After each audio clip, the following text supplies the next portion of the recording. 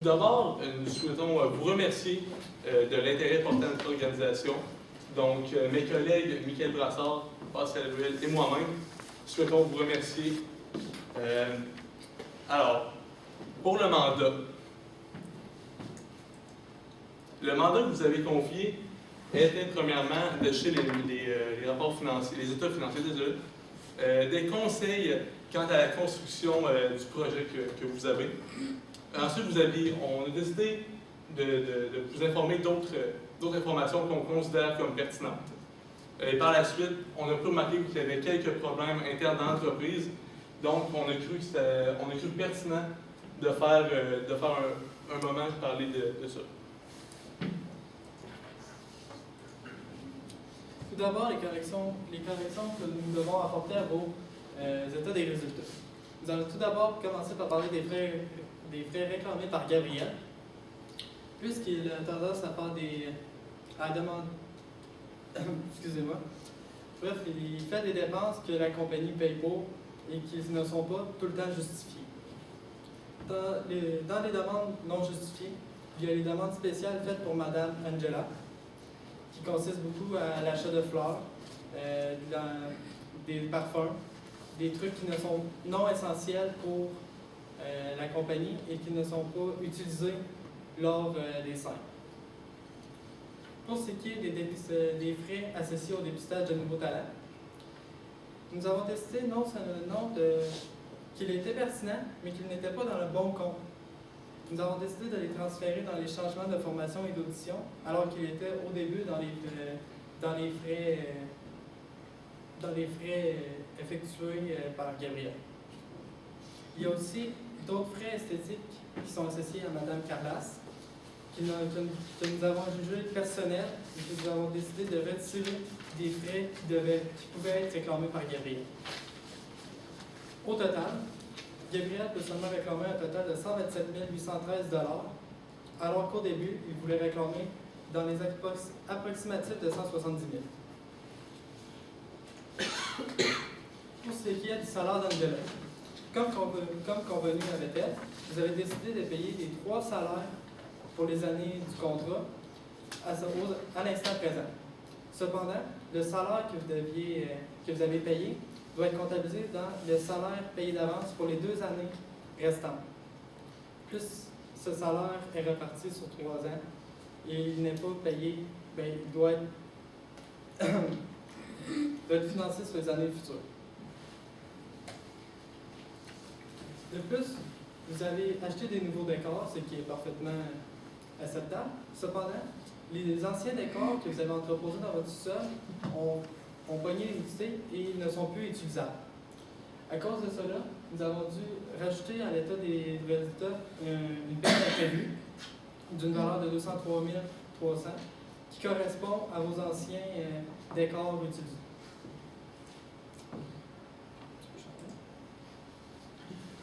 Pour ce qui est des revenus des spectacles, en gros, vous avez pris vos revenus, les revenus, puis vous avez mis ça dans la caisse et dans un produit perçu d'avance.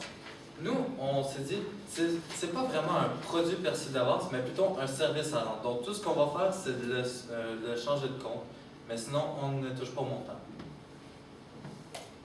Puis, pour ce qui est des expositions de toiles, vous nous avez dit que vous aviez un montant de 75 000, au moins une valeur approximative du total des toiles que vous aviez, sauf que nous ne les mettons pas dans le stock puisque ce n'est pas un stock, mais plutôt une exposition au moins qu'on fait.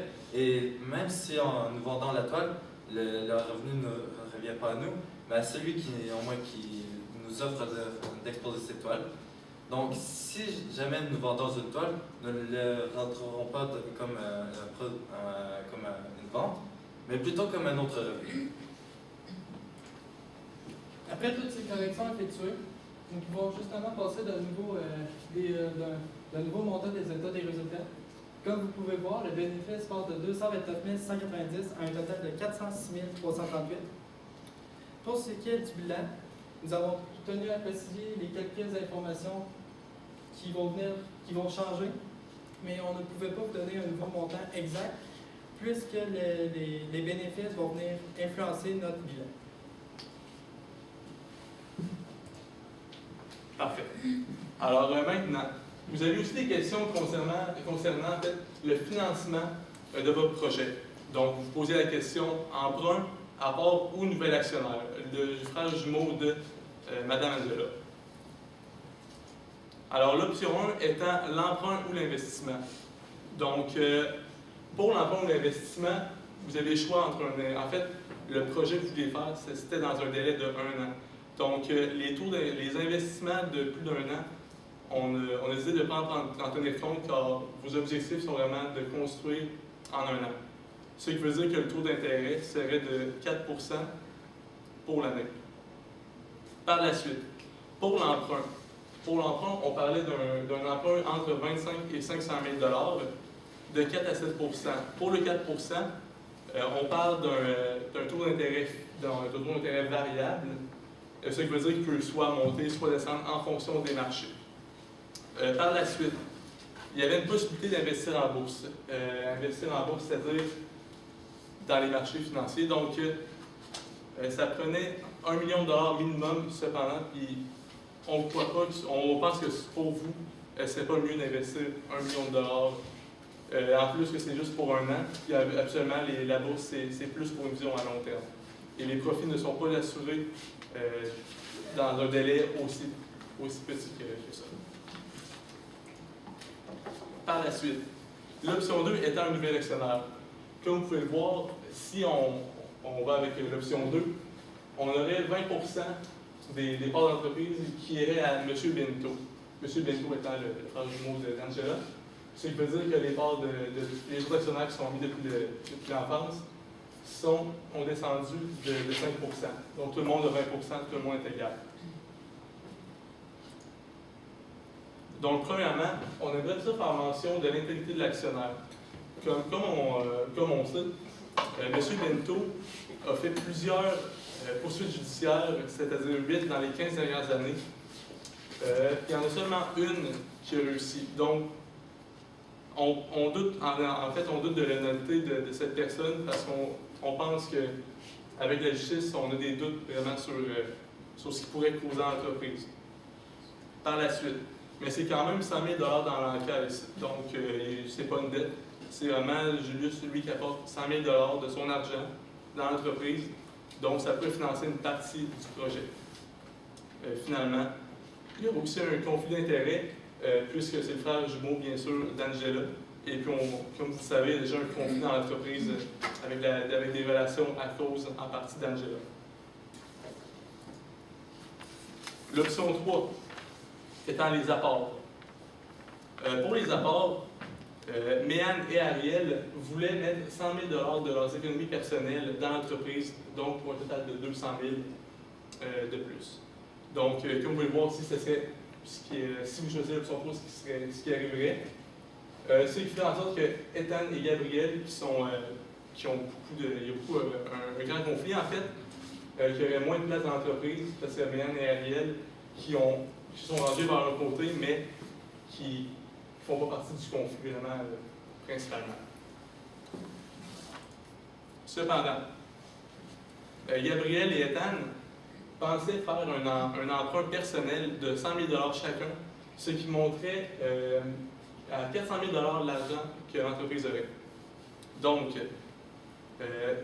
l'emprunt, bien sûr, est personnel et non sur l'entreprise. Donc, techniquement, la compagnie, puisque il y a une distinction entre l'actionnaire et l'entreprise, donc ce serait pas l'entreprise qui aurait la dette, mais la personne. Aussi, ça veut dire qu'il n'y aurait donc aucun intérêt à payer. Donc, pour le financement, le financement, nous sommes venus à une conclusion de faire 2 options, comme les mettre ensemble. C'est-à-dire qu'on ferait une épargne à terme sur 700 000 $. Le 700 000 $ d'où il vient, en fait, il y aurait les 400 000 que les actionnaires achèteraient dans l'entreprise, c'est-à-dire les 200 000 de Ariel et l'autre actionnaire, et de Gabriel et Ethan, qui eux feraient un emprunt.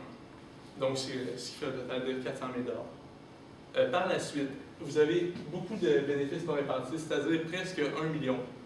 Donc, qu'est-ce qu'on a décidé? Ça serait de prendre une partie des bénéfices non répartis et les réinvestir dans l'entreprise. Ça veut dire que 300 000 on prendrait 300 000 sur 900 000, ce qui resterait 600 000 en fait dans les bénéfices non répartis, ce qui fait un total de 700 000 Ensuite, le 700 000 Le 700 000 premièrement, ça vous laisse une bonne marge de manœuvre car les estimations pour le projet étaient de 550 000 ça vous laisse un 150 000 qui pourrait avoir de plus qui vous affecterait, mais qui fait en sorte que vous auriez encore des liquidités. Par la suite, le 700 000 plus on a parlé d'emprunt à terme, on a pensé en fait de le mettre sur un emprunt à terme avec l'échéance de 1 an, parce que vous voulez faire vraiment le plus tôt possible, comme on a pu remarquer. Ce qui serait un 4% sur 1 an, donc qui monterait de 700 000 à 728 000 ce qui fait en sorte que vous auriez encore une grande marge de manœuvre pour les constructions.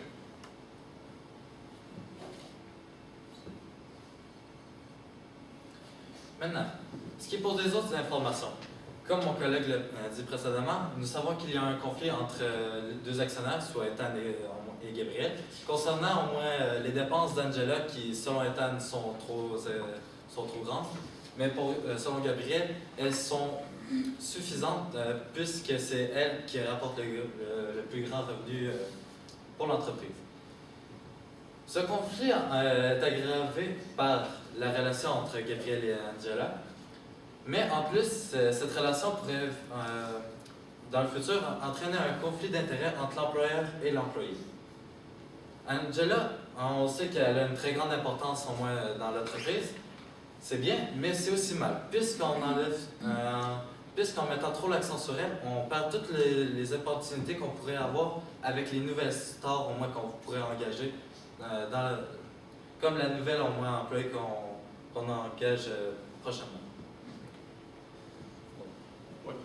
Donc, aussi, ce qu'on avait pensé, ce serait pour votre entreprise, puisque c'est un peu délicat les problèmes que vous avez en ce moment dans l'interne, on a pensé que vous pourriez peut-être chercher de l'aide, c'est-à-dire extérieure, dans des organisations, que ce soit pour régler un conflit qui a l'air de durer depuis quand même un certain moment, c'est-à-dire depuis l'arrivée d'Angela, depuis que Gabriel et Angela ont une relation, pour avoir un conflit d'intérêts. Donc, c'est pour ça vraiment qu'on vous conseille de, premièrement, c'est une priorité en fait, de régler ce problème-là, parce que ça peut grandement affecter votre entreprise. Puis on souhaite bien sûr que vous réussissiez à faire vos projets dans un délai des Donc, pour conclure, je voudrais vous remercier de nous avoir écoutés, de nous avoir fait confiance pour vous donner une idée de ce qu'on ferait si on était dans votre entreprise, c'est-à-dire le mandat. Puis, si vous avez des questions, n'hésitez pas. Je voulais savoir, là, vous dites que Benito, on lui donne 20% des actions de notre entreprise, puis lui, il nous verse 100 000 Quand vous avez quantifié la valeur de l'entreprise à 500 000 En fait, non, qu'est-ce qu'on a fait, c'est qu'on a regardé le capital. Le capital d'action était de 400 000. Puis le 400 000, de là, on a racheté 100 000, ce qui fait en sorte que c'est 500 000. Parce que les parts d'entreprise, avant, c'était 25, 25, 25, 25 pour le partage des bénéfices.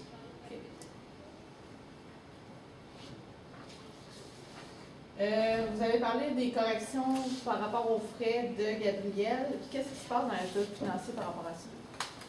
Qu'est-ce qu'on fait avec ça? Tu vas avoir un impact? Nous avons décidé plutôt de les faire comme de le voir un peu comme un retrait réalisé par Gabriel.